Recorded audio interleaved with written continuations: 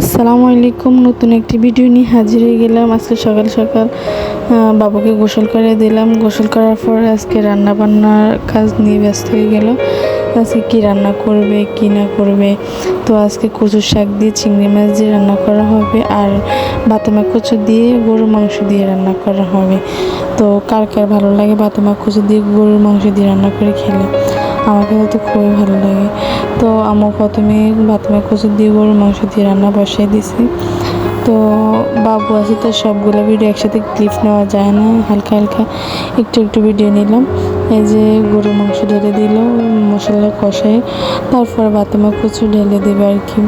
তারপরে রান্না করার পরে এই যে বাদামা কচু ঢেলে দিল। বাদামা কচু নাড়িয়ে একটু ভালো করে কষিয়ে তারপরে পানি দিয়ে ঢাকনা দিয়ে রেখে দেবো।